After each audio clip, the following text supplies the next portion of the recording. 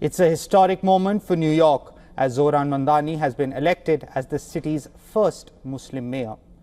The 34-year-old Democrat pipped independent candidate and former New York Governor Andrew Cuomo and Republican Curtis Sliwa to become the city's first mayor of South Asian heritage. Mamdani will also be the youngest mayor of New York City once he takes office on January 1st, 2026. Following the announcement of Mamdani's victory, celebrations erupted at the headquarters of the Democratic Party in New York City. Not only this, the Blue Team's juggernaut continued in the state of Virginia as Democrat Abigail Spanberger has been elected as the new governor of the state. Spanberger upstaged Republican Winsome Earl Sears and will be the first woman to run the stage. Spanberger will now succeed Republican Governor Glenn Youngkin.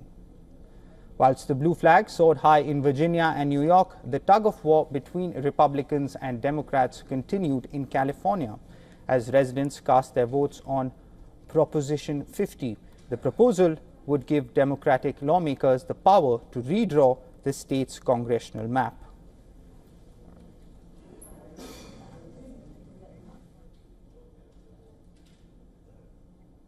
For more on this, our correspondent Susan Tehrani will file this report from New York.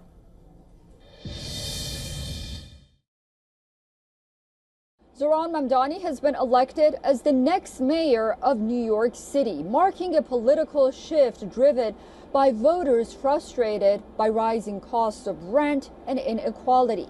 He campaigned on freezing rent, expanding transit access, and reshaping policing through community investment.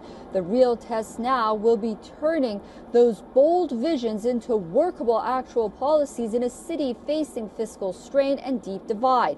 Beyond New York, Democrats also scored major wins in Virginia and New Jersey. Susan Tehrani reporting from New York for WION World is One.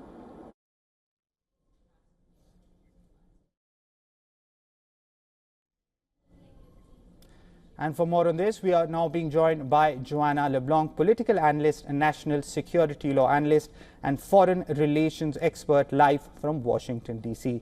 Welcome to the broadcast, Joanna. Now, first, let me ask you, what does this victory for Zohran Mamdani mean for New York City?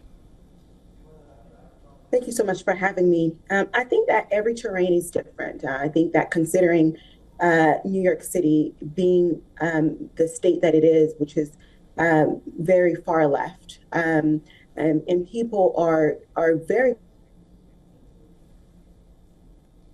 the cost of groceries and also some of the immigration policies by the administration that have impacted ordinary citizens in New York led to this victory. I don't think it was a surprise to anyone that the mayorship was going to go to Zohran.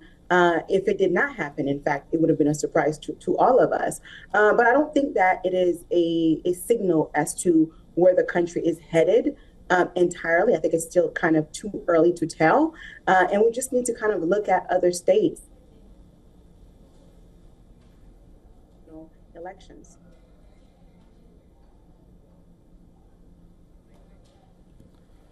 Well, we are facing some technical difficulties there with Joanna, but this is undoubtedly a historic day for New York City.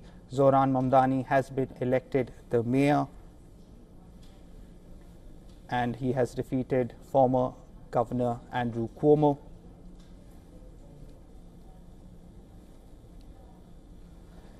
We're once again joined by Joanna. Well, Joanna, you were saying that this doesn't really mean a New York, a new era in the U.S., as New York City is very much different from other parts of the U.S. But it's undoubtedly his creative campaign and ideas have captured the imagination of the youth in the city, isn't it?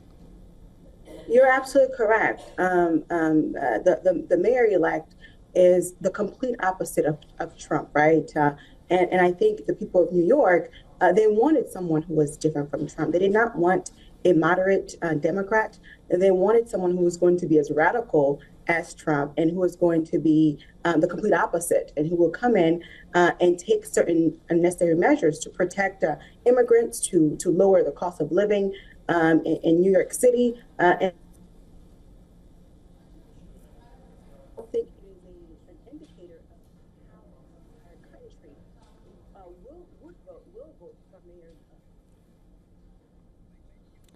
Well, we seem to be facing some audio difficulties, but nonetheless, thank you, Joanna, for joining us on the broadcast. We'll, of course, continue tracking this story over the course of the day.